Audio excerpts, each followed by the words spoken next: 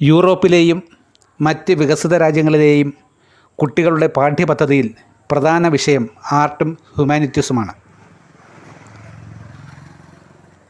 മറ്റെല്ലാ വിഷയങ്ങൾക്കും ആർട്ടും ഹ്യൂമാനിറ്റീസും കഴിഞ്ഞിട്ടുള്ള പ്രാധാന്യമേ അവർ കൊടുക്കാറുള്ളൂ. അവർ അവരുടെ കുട്ടികളുമായി ആഴ്ചയിൽ ഒരു തവണയെങ്കിലും ആർട്ട് ഗാലറികൾ സന്ദർശിക്കാൻ സമയം കണ്ടെത്തുന്നു. അതുകൊണ്ട് തന്നെ അത്തരം രാജ്യങ്ങളിലെ കുട്ടികൾ നിയമം അനുസരിക്കുന്നവരും മൂല്യബോധമുള്ളവരും സംസ്കാരം ഉള്ളവരുമായി വളരുന്നു. നമ്മുടെ നാട്ടിൽ സ്വന്തം കുട്ടികളെ ഒരിക്കൽ പോലും ആർട്ട് ഗാലറിയിൽ കൊണ്ടുപോകാത്ത മാതാപിതാക്കളാണ് ഭൂരിഭാഗവും. എന്നു മാത്രമല്ല, ഒരിക്കൽ പോലും ആർട്ട് ഗാലറികൾ കാണാത്തവരാണ് പല മാതാപിതാക്കന്മാരും. എന്നിട്ടും തൻ്റെ കുട്ടികൾ സംസ്കാര സമ്പന്നരും കലാബോധമുള്ളവരുമായി തീരണം എന്ന് ആഗ്രഹിക്കുന്നതിൻ്റെ യുക്തി എനിക്ക് എത്ര ചിന്തിച്ചിട്ടും മനസ്സിലാകുന്നില്ല.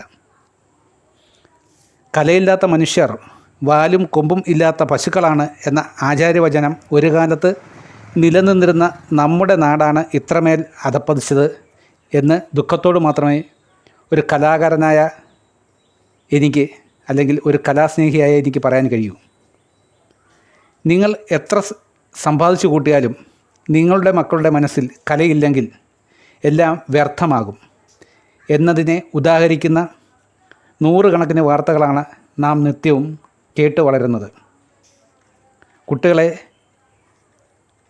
മനുഷ്യരാകാൻ കല പഠിപ്പിക്കുക മാത്രമാണ് ഏക വഴി. ശില്പി ഗുരുപ്രസാദ് അയ്യപ്പൻ.